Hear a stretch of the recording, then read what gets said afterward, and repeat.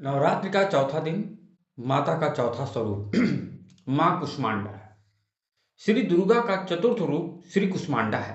अपनी मंद हंसी से अपने उदर से अंड अर्थात ब्रह्मांड को उत्पन्न करने के कारण इन्हें कुष्मांडा देवी के नाम से जाना जाता है। संस्कृत भाषा में कुष्मांडा कुम्हड़े को कहा जाता है। कुम्हड़े की बलि इन्हें प्रिय है, इस कारण से भी इन्हें कुष्मांडा के नाम से जाना जाता है। जब सृष्टि नहीं थी और चारों ओर अंधकार ही अंधकार था, तब इन्होंने ब्रह्मांड की रचना की थी।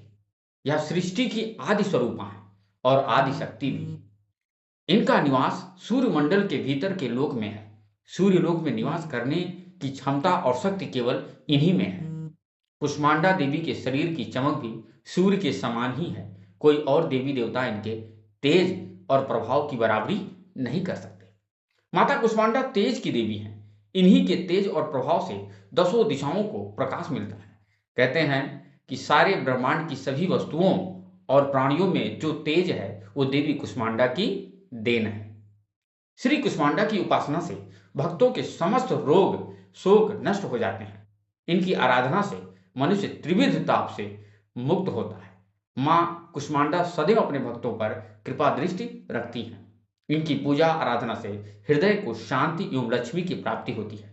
इस दिन भक्त का मन अनाहत चक्र में स्थित होता है, अतः इस दिन उसे अत्यंत पवित्र और शांत मन से कुष्मांडा देवी के स्वरूप को ध्यान में रखकर पूजा करनी चाहिए।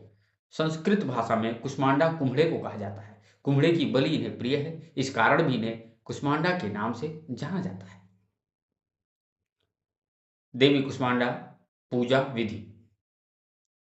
जो साधक कुंडलिनी जागृत करने की इच्छा से देवी आराधना में समर्पित है, उन्हें दुर्गा पूजा के चौथे दिन माता कुष्मांडा की सभी प्रकार से विधिवत पूजा अर्चना करनी चाहिए।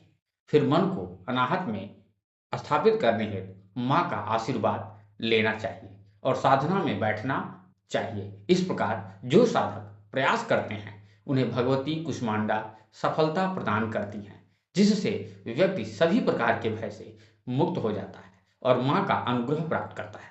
अतः इस दिन पवित्र मन से मां के स्वरूप को ध्यान में रखकर पूजन करना चाहिए। मां कुष्मांडा देवी की पूजा से भक्त के सभी रोग नष्ट हो जाते हैं। मां की भक्ति से आयु यश बल और स्वास्थ्य की वृद्धि होती है। इनकी 8 भुजाएं हैं, इसलिए इन्हें अष्टभुजा कहा जाता है। इनके 7 हाथों में कमंडल धनुष बाण कमल पुष्प अमृत पूर्ण कलश चक्र तथा गदा है। 8वें हाथ में सभी सिद्धियों और निधियों को देने वाली जपमाला है।